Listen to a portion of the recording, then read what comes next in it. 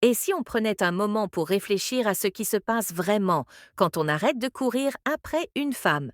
Salut à tous, aujourd'hui on va plonger dans une question qui, soyons honnêtes, a probablement traversé l'esprit de beaucoup d'entre nous, que vous soyez en plein dedans ou que ce soit du passé, c'est un sujet fascinant. On va parler d'un phénomène intrigant. Que se passe-t-il quand vous décidez de faire un pas en arrière et de rompre le contact avec une femme? Et surtout, comment cette décision peut vous aider en tant qu'homme à retrouver votre confiance et votre dignité dans cette vidéo? On va explorer les réactions typiques des femmes face à cette situation, comment leurs émotions et comportements peuvent évoluer, et petite surprise, on va intégrer les enseignements du stoïcisme pour donner une dimension plus profonde à tout ça.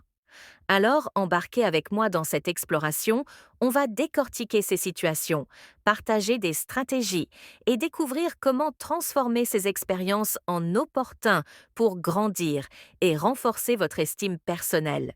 Si ça vous parle ou si vous vous reconnaissez dans ce sujet, pensez à aimer, à vous abonner et à activer la cloche pour ne rien manquer. Et maintenant, c'est partie premier choc initial et confusion lorsque vous arrêtez de parler à une femme. L'une des premières réactions que vous remarquerez chez elle est un choc initial ou une confusion. Cela est tout à fait naturel. Une communication autrefois régulière, voire fréquente, s'interrompt soudainement. Elle peut alors se demander ce qui s'est passé, pourquoi vous êtes devenu silencieux, et remettre en question ses propres actions ou sa place dans votre vie. Ce moment d'incertitude peut provoquer toutes sortes d'émotions, allant de la curiosité à la frustration. C'est ici que le stoïcisme peut offrir de la clarté. L'un des enseignements fondamentaux du stoïcisme est de se concentrer uniquement sur ce que nous pouvons contrôler, propres pensées. Action et réaction. La confusion ou le choc qu'elle ressent n'est pas quelque chose que vous pouvez ou devez chercher à résoudre. Vous n'avez aucun contrôle sur ce qu'elle pense ou ressent lorsque vous arrêtez de parler selon les principes stoïciens, dépenser de l'énergie pour essayer de gérer les réponses émotionnelles de quelqu'un d'autre est une perte de temps. À ce moment-là, elle peut se demander pourquoi ne me parle-t-il plus? La confusion sale, mais au lieu de vous précipiter pour expliquer ou essayer de résoudre ces émotions, vous embrassez le silence. C'est un moment puissant, non seulement pour elle, mais aussi pour vous. Le silence peut devenir l'un de vos plus grands atouts lorsqu'il est utilisé avec intention. En prenant du recul, vous créez un espace pour qu'elle réfléchisse à ses propres sentiments et pour que vous retrouviez votre équilibre. Le stoïcisme nous enseigne que le silence n'est pas un vide, mais une opportunité d'introspection et de clarté.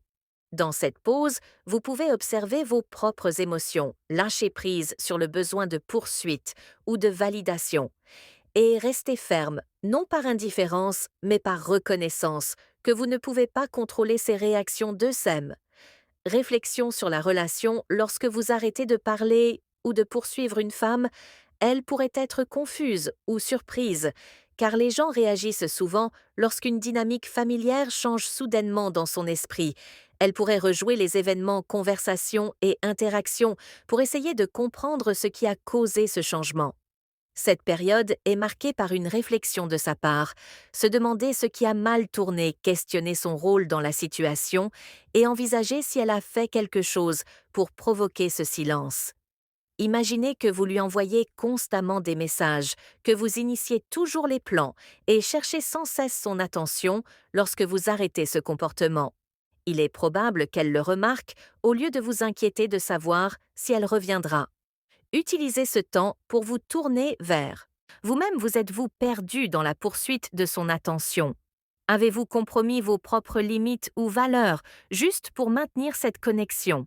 Si c'est le cas, cette période de silence est une opportunité pour vous de vous réajuster. La réflexion personnelle dans le stoïcisme consiste à reconnaître où vous avez pu vous éloigner de votre véritable essence et à décider comment vous pouvez grandir à partir de cette expérience. Peut-être réalisez-vous que vous étiez trop concentré sur son approbation et pas assez sur le maintien de votre propre respect de vous-même. Ou peut-être reconnaissez-vous que vous avez compromis une partie trop importante de qui vous êtes simplement pour faire durer la relation. Il ne s'agit pas de regret ou de blâme envers vous-même. Il s'agit d'utiliser ce moment pour construire une version de vous-même plus forte et plus résiliente, au lieu de vous attarder sur ce qu'elle pense ou comment elle réagit. Concentrez-vous sur votre propre croissance intérieure. C'est là que réside votre véritable pouvoir, dans la capacité d'apprendre de chaque situation et d'en sortir. Grandie une femme peut réfléchir à la relation, peut-être même reconsidérer ses sentiments ou ses actions, mais cela échappe à votre contrôle. Ce qui est sous votre contrôle, c'est la manière dont vous choisissez de répondre à ce temps de silence.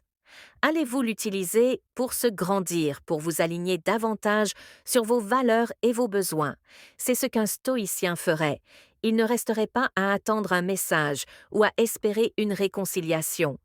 Il saisirait cette opportunité pour renforcer son caractère et approfondir sa compréhension de ce qu'il veut vraiment dans la vie et dans ses relations. En fin de compte, lorsque vous arrêtez de poursuivre, vous cessez de placer votre bonheur entre les mains de quelqu'un d'autre. Vous récupérez votre propre pouvoir. Et c'est précisément ce que le stoïcisme nous enseigne: trouve la paix et le contentement, non pas dans la validation extérieure, mais dans notre engagement constant à vivre selon nos valeurs. Très tester les limites, cela peut se manifester de différentes façons. Peut-être qu'elle vous envoie un message inattendu, poste quelque chose sur les réseaux sociaux, qu'elle soit susceptible d'attirer votre attention, ou créer des situations pour voir si vous allez réagir et retomber dans le schéma où vous la poursuiviez constamment. Ce comportement n'est pas nécessairement malveillant. Souvent, c'est une manière pour elle de jauger où vous en êtes, ou de vérifier si elle exerce toujours un certain pouvoir sur votre attention. Dans ces moments, de nombreux hommes commettent l'erreur de réagir émotionnellement. Ils ressentent une poussée soudaine de peur, peur de la perdre pour de bon, peur qu'elle passe à autre chose, ou peur que leur silence ait eu l'effet inverse de celui espéré. Sous l'effet de cette peur, ils réagissent rapidement, ils répondent immédiatement à son message ou tombent dans le piège qu'elle attend, reprenant la poursuite là où ils l'avaient arrêtée. Mais voici le problème: en agissant ainsi, vous n'agissez pas à partir d'une position de force, mais d'insécurité. C'est ici que le stoïcisme prend toute son importance. Un homme stoïcien comprend que sa force vient de l'intérieur. Il est ancré dans ses principes et reste inébranlable face aux caprices des autres. Lorsqu'une femme teste vos limites après que vous avez cessé de la poursuivre, elle cherche souvent à vérifier si elle peut encore influencer votre comportement, mais un homme stoïcien reste ferme. Il sait que ce qui est sous son contrôle, ce sont ses propres actions, émotions et pensées, la manière dont elle se comporte, ce qu'elle pense, et si elle reste ou s'en va, tout cela est en dehors de son contrôle, et cela lui convient parfaitement. Par exemple, une femme que vous avez cessé de poursuivre vous envoie un message après plusieurs jours de silence. Elle peut le faire pour voir si vous allez immédiatement replonger dans la conversation, au lieu de réagir précipitamment, par excitation ou par peur de la perdre. Un homme stoïcien prend une pause. Il réfléchit pour savoir si répondre correspond à ses valeurs et à ses objectifs. Peut-être choisissez-vous de répondre, mais de manière calme, mesurée et non motivée par un besoin de plaire ou de l'impressionner. Ou peut-être décidez-vous de ne pas répondre du tout, en réalisant que vous engager dans ce moment précis ne sert pas à vos intérêts. Dans tous les cas, votre réaction ou votre absence de réaction vient d'une position de force intérieure et non d'une impulsion émotionnelle. Il est facile de trébucher ici, car nous sommes conditionnés à penser que courir après son attention finira par la séduire. Mais ce qui arrive souvent, c'est qu'en la poursuivant constamment, vous perdez votre respect de vous-même et votre pouvoir. En maintenant vos limites, vous envoyez un message puissant, vous montrez à elle, et plus important encore à vous-même, que votre estime de soi ne dépend pas de ses réactions ou de son approbation. Quatrième, quand elle reprend contact, vous avez arrêté de la poursuivre, plus de messages nocturnes, plus de projets, pour se voir plus de tentatives pour la contacter. Le silence, puis un jour, elle reprend contact, peut-être par curiosité, peut-être parce que l'attention lui manque, ou encore parce qu'une part d'elle se demande pourquoi vous vous êtes soudain éloigné. Mais voici la question clé: que faites-vous lorsqu'elle reprend contact? Vous précipitez-vous enthousiaste à l'idée de reprendre là où vous vous étiez arrêté, ou prenez-vous un moment pour réfléchir? Le stoïcisme nous enseigne à ne pas agir sous l'impulsion ou sous l'emprise de nos émotions, mais à répondre avec raison et intention.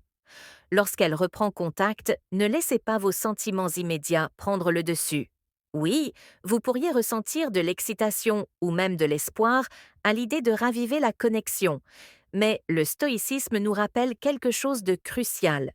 Vous êtes maître de votre réponse, pas d'elle, au lieu de répondre instantanément ou de laisser son message vous déstabiliser.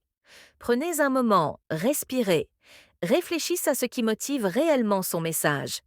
Et plus important encore, à la manière dont vous souhaitez répondre. Un homme stoïque agit toujours avec intention. Il ne cherche ni validation extérieure, ni à regagner quelque chose que aurait perdu.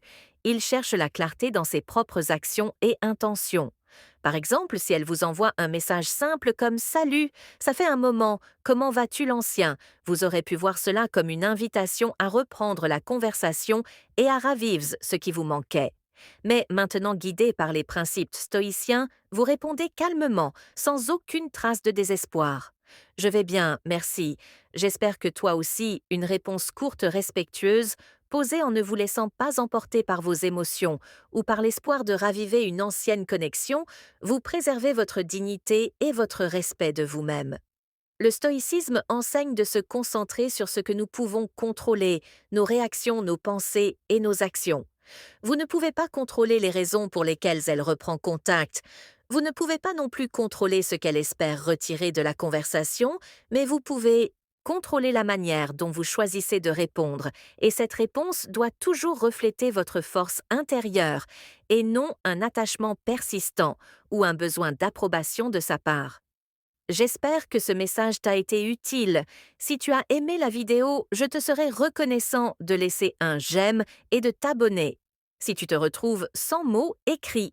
Simplement, je reprends le contrôle pour montrer que tu fais partie de la minorité qui a suivi la vidéo jusqu'à la fin. Merci beaucoup pour ton attention et à la prochaine.